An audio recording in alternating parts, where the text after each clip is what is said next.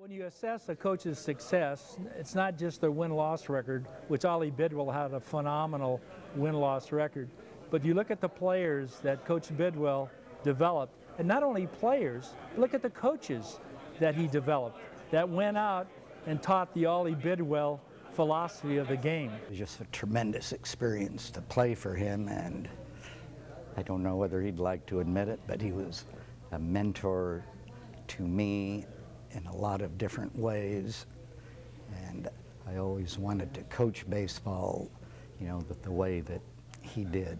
Coach Bidwell was just way ahead of his time in fundamentals, and he could look inside a player and see what was there, better than anybody I've ever known.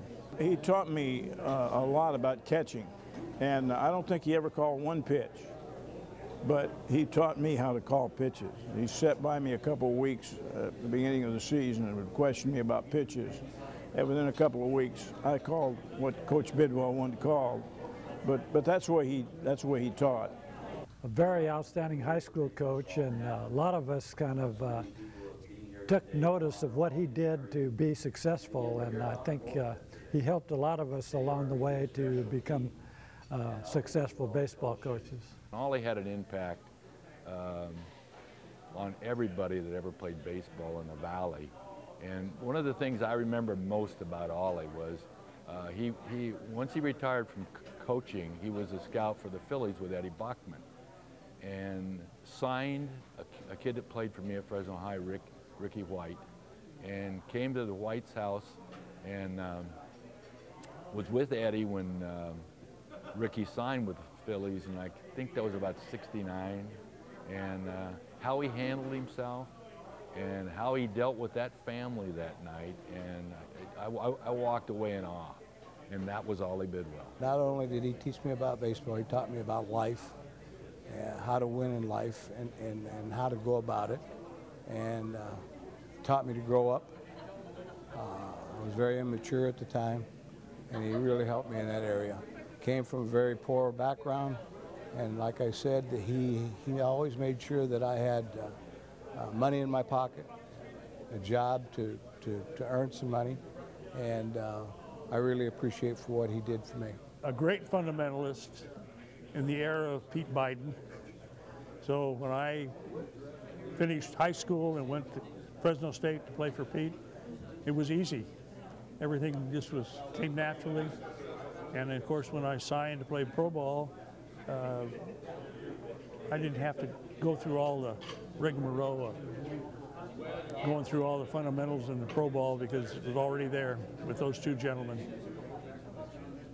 He was like a second father to me, and I loved him very much. Aside from my father, I think Ollie Bidwell probably had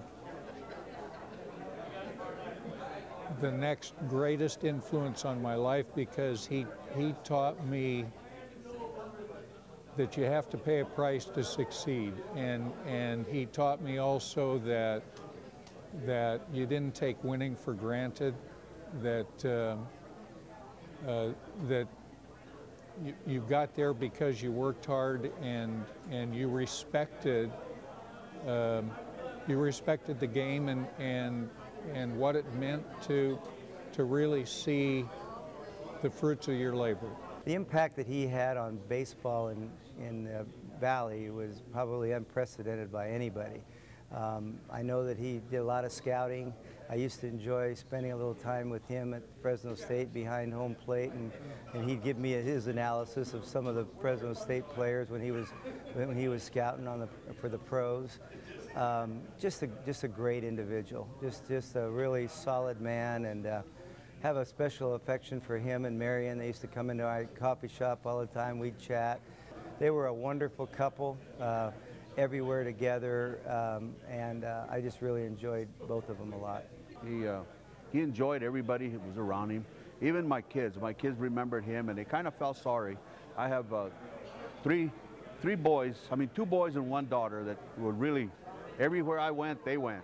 And so they kind of got to know him, and when he passed away, they were kind of sorry, you know, and stuff, but God, he really just made them feel like they were part of the family. Both Pete and Ollie had the same characteristics. They were character builders. they believe that you go out, play the hardest you can do it, and do it the right way. I think that says it all. Ollie Bidwell is a very disciplined man. He was very determined, very dedicated. I mean, he worked hard, and you had to pay the price to play for him. And he did not take second place. You were gonna win, and you were gonna be the best. When you think about what he developed there at Fresno High especially, even though he developed a great thing at Roosevelt and McLean also, but those players that came out of Fresno High, Ellsworth, Maloney, Pat Corrales with 42 years in the big leagues, that is unbelievable. And a great leader like Ollie, his legacy continues on to all those other guys forever and ever. I mean, he was really an outstanding guy, a great coach, and Marion was really a special lady. I mean, she was really a wonderful, wonderful bench coach. He made sure that I did things correctly, because I believe I'm the last official that's worked both Division I and Division II, and Division I and II in both football and basketball from our area.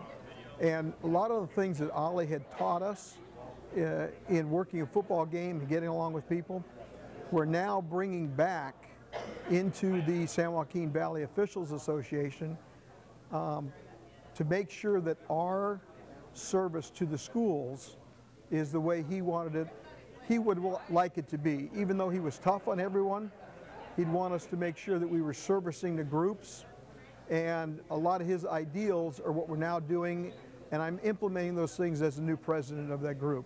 So Ollie was a great man in making sure that I personally did the things correctly to advance my career as an official, and he was just a pleasure to be around.